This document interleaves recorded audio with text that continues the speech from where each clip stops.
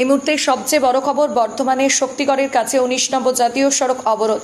এই মুহূর্তে সবচেয়ে বড় খবর, বর্ধমানের শক্তিগড়ের কাছে 19 নম্বর জাতীয় সড়ক অবরোধ ভারত জাকাত মাঝি পরগনা নামক আদিবাসী সংগঠনের পক্ষ থেকে। স্বাধীনতা দিবসের আগের রাতে মেয়েদের রাত দখল কর্মসূচির আগেই সন্ধ্যাবেলায় গাংপুরের এই আদিবাসী তরুণীর বাড়ির পিছন থেকে তার গলা কাটা দেহ উদ্ধার হয়।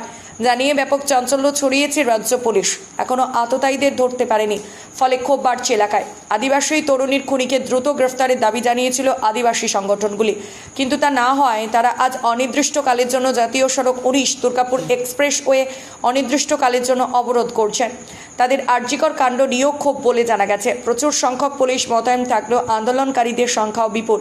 তারা বিভিন্ন ফেস্টুন ও প্লাকার্ড নিয়ে জাতীয় সড়কের আপ এবং ডাউন রাস্তায় বসে পড়েছেন। ইতিমধ্যেই বৃষ্টি চললেও তারা অবরোধ করে রেখেছেন গুরুত্বপূর্ণ এই রাস্তা।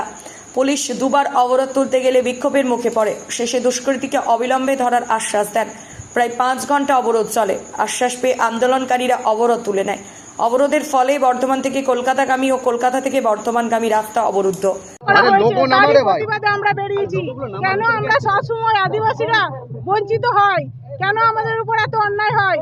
আমরা কি আদিবাসী বলে? কেন আমরা কি আদিবাসী বলে কি আমাদের কোনো নেই, বিচার নেই? কেন বারবার আমাদের বঞ্চিত হতে হচ্ছে? সব সময় আমাদের উপর এত অত্যাচার কেন হচ্ছে? শাসক দল কি দেখতে পাচ্ছে না? কেন আমাদের উপর এত অত্যাচার হচ্ছে? আমরা এটার প্রতিবাদে আজকে মিছিলে বেরিয়েছি। যতদিন না আমাদের প্রিয়াঙ্কা হাঁসদার বিচার, খুনের শাস্তি পাচ্ছে, উনাকে যতদিন না গ্রেপ্তার করা হচ্ছে, উনাকে যতদিন না ফাঁসি তুলছে, ততদিন আমাদের এই আন্দোলন চলতে থাকবে।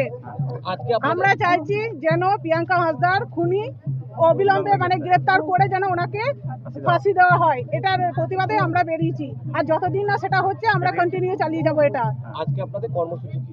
আমাদের আজকের কর্মসূচি, আমাদের প্রিয়াঙ্কা হাঁসদা পূর্ব বর্ধমানের জাপানডাঙ্গার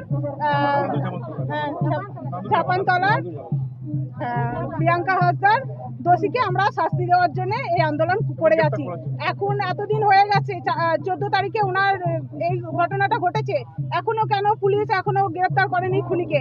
সত্যিই কি পাননি ওনাকে, নাকি ওনারা ইচ্ছা করে ওনাকে ঢাকা দেওয়ার জন্য ওনার দোষটাকে ওনাকে আড়াল করে রেখেছে? আমরা সেটার শাস্তি চাইছি যে কেন এই জিনিসটা হচ্ছে।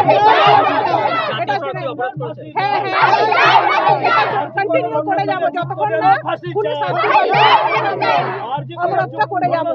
আমরা চাইছি খুনি যেন খুব চাইছি আমরা।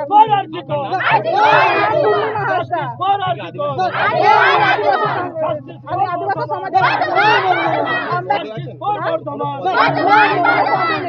আমি সাধারণ একটা